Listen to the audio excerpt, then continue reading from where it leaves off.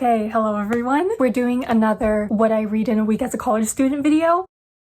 I started One Touch Pass by JJ Mulder. It's the 4th book in the SCU hockey series, and this book is about Nate and Marcos. Okay, so I did expect both Nate and Marcos to get their own book in this series. I just didn't realize it would be together. I mean, there were some hints somewhat throughout book 2 and mostly through book 3. We just didn't know until the ending of book 3. There was a note at the beginning about the timeline of this book. It's a bit confusing, sort of. As long as you read the previous books, it should be fine, but I feel like there are some gaps in this book. I don't really know how else to explain it because I'm aware where something's happened. It's like there's this one gap where it's supposed to be Max's book, but then it doesn't really say anything about that in this book. It's just like we get a little time skip without any warning. That's really the only thing in this book I keep thinking about where it's just like, huh, interesting. Other than that, I think I'm liking this book. I don't know. The beginning was okay for me. I feel like the beginning is really fast paced because Nate and Marcos meet at a party and like Nate's never been attracted to men before, and then in walks Marcos, or rather Nate walks into a room and sees Marcos, but you get my point. And so they hooked up at that party and they've been kind of meeting up ever since. Reading the previous books in the series, I really liked both characters, and so I was really looking forward to their book without realizing that their book would be together. And when I did find out that their book was together, I was really excited, but then I figured out their book was like kind of a one night standish trope, and like I'm fine reading those, but it's not something I would normally reach for. So yeah, I don't really know if I'm liking the romance in this book. I like the characters though. Nate is a player on the hockey team, and then Marcos is a baseball player. Nate is the type of person where he's able to make other people smile really easily and just like makes others laugh, just as like a really nice person to be around. And then Marcos, he was involved in the situation and now he's really protective over his friends and the people around him. Kind of like more broody, I guess. I'm like 35% into the book, and I feel like we haven't really gotten into their relationship yet because they've just been hooking up every now and then. Haven't really gotten a chance to talk or hang out too much. They have been texting though. I really like the texting in all the books in the series. Compared to the other books in the series, this book is a bit more spice heavy in the beginning, so I really hope the second half will be more talking and more relationship development. I finished One Touch Pass. I gave it a 3 out of 5. I kind of had a similar feeling to when I was reading the 3rd book in the series. Book 3 and 4, I felt like I liked the friendships more than the actual romance, and if I'm gonna read a romance book, I should like the romance more. At least for me, I would prefer to like the romance more. I feel like the way they got together in the beginning, it felt really fast-paced to me. It's kind of why I don't normally pick up this trope, like the one night standish tropes. It's just not really my thing because they feel so fast. I actually did prefer reading about them near the ending. By then they were a couple, but I don't know, I just really liked reading about their farm life, and like their relationship was cute. I liked the characters, and so I really wanted to like the couple. I just couldn't really get attached to them. They were cute though. Most of the time Marcos doesn't like people touching him, and so I like that Nate was really respectful of that. Whenever Marcos was like, not today, he would just immediately back off. And then I like that we got to see more of Luke and Max in this book. Luke and Max are my favorite couple in the series, and we did get to see more things resolved between Max and Marcos because Max and Marcos are best friends. When I was reading Luke and Max's book, there were some things between Marcos and Max that I wanted to feel more resolved, and we got that in this book, so I was happy about that. And then I also like the two couples hanging out. There was this one really cute moment. It was like Luke and Nate meeting for the first time, and they got along really well, and so Max said something like, if they become best friends, we can have double dates for the rest of our lives. And yeah, that part I really liked, and just like the other moments they hung out. Oh my god, the ending to this book though nearly gave me a heart attack. Like I saw it coming because it was kind of hinted at in the 3rd book. I was still panicking though, but it was good. The second half I definitely preferred more, and then I did like the epilogue. The epilogue was like very cute and happy. I think this is only because I don't normally like this trope or like tropes like this, but I wish this book was a bit more slow burn, or maybe I would just prefer a different trope. I don't know. I just desperately wanted to like this couple because I love both Nate and Marcos, so I think that's really the only thing that bothered me. Plus like a bit of awkward pacing near the beginning. I mean, I did understand what was happening. It just threw me off for a second. I am curious about like how big that gap was, like how much time in between we went from point A to point B. Yeah, honestly, that's the only thing I really keep going back to think on, but also it's not that big of a deal. I moved past it pretty quickly. To read book 4 though, I definitely think you need to read book 2, which like book 2 was my favorite in the series, so I'm not complaining. Okay, I just got back home. I think either I might be getting into a reading slump or I'm in a romance book reading slump because I've read so many romance romance books in a row. Like, I think this is either my 5th or 6th romance book that I've read in the past couple weeks, so I might just be getting sick of reading romance books right now, but I don't know. Because earlier, after class, I went to one of my friend's classes, and while I was waiting for her, I was trying to read a bunch of other books, and I just couldn't get into them, and some of them were fantasy books, so I don't know if it's just a reading slump in general, or just romance books. Anyways, I did start The Last Buzzer, which is the 5th book in the SCU series. I'm on chapter 5. This book is about Jack and Desmond, so I did read some reviews before I started this book, and I figured out before I started that this is an age gap romance, kind of forbidden romance, because Desmond is the new assistant coach to the SCU team, which is Jack's team, and obviously the players and the coaches aren't supposed to date. So yeah, kind of forbidden romance, single dad trope as well. So at the beginning of the book, we find out that Desmond is going to become the legal guardian to his sister's son Parker, because his sister and her husband died in a car accident, and so he's going to be given custody of Parker. At the moment, I believe in the current timeline, him and Parker have been living together for 6 months. And then Jack, we learned, is Nate's best friend. He's the goalie on the hockey team, has a lot of performance anxiety, also just has a lot of anxiety in general. He doesn't really like being the center of attention. Oh yeah, Desmond used to live in Australia, but when he found out he was going to become Parker's legal guardian, he moved back to South Carolina, and that's how he got hired by Coach Mackenzie and the SCU team. So yeah, he's officially the assistant coach. I don't really know what the age gap is, because Desmond is 29, and then I think most of the boys on the team are around 20 to 22. I think Jack might be 22, but I could be wrong about that. So it's like not too much of an age gap, but it's still like forbidden romance because it's like coach and player dynamic. Jack just met Desmond's nephew Parker, and they had like this instant connection because Jack's parents also passed away. Jack and Parker just met though, like just met last chapter. So we haven't really gotten to the part where like all 3 of them hang out regularly, but I have a feeling it's gonna be like this really cute found family trope. Oh my god, the other books I tried reading though, there were so many. Actually, never mind, it wasn't that many, it was only 2. It felt like a lot. I just couldn't get into any of them. Like I was searching through my Goodreads to see if there are any books I wanted to read, and none. I tried reading 2 fantasy books. First one is Zodiac Academy. Their last name was Vega, and one of the characters' names is Tori, so Tori Vega, like from Victorious. I used to watch Victorious so much. And then the other book I tried reading was a YA fantasy. It was The 13th Child by Erin A. Craig. That one, I have no clue what it's about. I just started reading it blind, but I barely got through the first chapter. For some reason, The 13th Child kind of reminded me of like the 12 Dancing Princesses, but I have no clue if it's like actually a 12 Dancing Princesses retelling. I don't actually know if I want to switch genres, because I was enjoying The Last Buzzer. Like I really want to continue this one, but it's also just like I can't help it if I'm not in a romance mood, but I feel like I am. Oh yeah, I read some reviews about this book that this is the only book in the series with no spice, which is what I prefer. So yeah, I was pleasantly surprised to figure that out, which is another reason that I want to continue this book, but my brain is just like refusing to read right now. I don't know, we'll see. I'll let you guys know later if I switch books. Oh my god, guys, I'm so glad I continued this book last night. I'm now at 74% chapter 20. Honestly, depending how the ending goes, this might be my new favorite book in the series. I love these 2. They're so cute. Plus, I really like the slow burn in this book. Jack and Parker getting along so well is so sweet too. He stayed over one night to babysit him because Desmond was at an away game for the hockey team. Oh, and guys, the forbidden romance has become less forbidden. Also, we figured out the age gap. Desmond is 29, Jack is 20, which like, I don't know if it's a bad thing, but I really don't think it's that bad. I feel like there's worse age gaps in books. Okay, I feel like this is a weird way of describing it, but the romance just feels so peaceful. No spice, as I was promised from the reviews. Very happy about that. 2 things that are stressing me out in this book though. Something related to Coach Mackenzie, which honestly I'm not as stressed about right now. Coach Mackenzie is great, so I'm sure that'll get resolved soon. And then the custody battle, which let's be so honest, we saw coming from a mile away. We do not like Desmond's parents. Like Desmond's sister and her husband specifically left in their will that if anything were to happen to them, Desmond would be given custody of Parker. And now Desmond's crazy parents, Parker's grandparents, are suing him for custody. Yeah, we found that out in like the first half of the book. And when that was brought in, I was just like, oh my god, why now? Things are going so well. It's not really that much of a spoiler though. It was like 100% expected. It was also kind of hinted at in the beginning of the book. So like I was waiting for it. It still came and smacked me in the face though. Oh yeah, they kind of got together at like the 60% mark, which like I'm not too mad about. I feel like the slow burn is a lot slower than the couple previous books in the series. After they got together though, we still haven't really seen too much of them together as a couple because there's so many things in the way, which I'm fine with. Since this is the last book in the series though, I really hope we get like a big reunion of all the characters at the end, and also some of the characters meeting. Like Jack still needs to meet Marcos. I also kind of want him to meet Zeke, Max, and Luke, and then everyone just knows Carter. But yeah, big reunion friendship moment at the end, please. I'm not finished, but I stopped reading because I wanted to read you guys a quote. Honestly, this is like the exact type of romance I want based off this one quote or line. It's just one sentence. So it was from Desmond's POV. It's, "The truth is, all I've ever wanted or needed from a partner is a tender, quiet quiet sort of love. I don't know, I just resonated with that quote so much. This entire book is just so sweet. They're basically already one big happy family, and I love them so much. Jack brought Parker to a hockey game, and Parker was like, you, me, and Desmond should get a dog. Like, he already considers him as part of the family. And then hand-holding. Guys, hand-holding happened at 85%. Like, it's so good. I love them. Oh yeah, I'm almost done. I think I'm gonna try to finish it right now. I'm at 85%. I'm seriously glad I continued this book. I don't know what I was thinking before when I thought of DNFing it. Clearly, I was out of my mind. I finished The Last Buzzer. I also officially finished the SCU hockey series. I'm kind of sad this is the last book. I really did like all the couples, or I guess not all the couples, but I liked all the characters. I'm glad this was the last book in the series though. It was definitely my favorite. I'm rating it a 4 out of 5. It was just so sweet, the romance. I really loved Desmond and Jack, and then also like the family relationship between Desmond, Jack, and Parker. And then I really loved the slow burn in this book. I definitely liked it a lot more than the first 4 books, because when it came to the slow burn in the first 4, it didn't really feel like a slow burn. This one I really felt it. And then also I feel like the no spice made this even better. And then when it came to the custody battle, it wasn't as stressful as I thought it would be.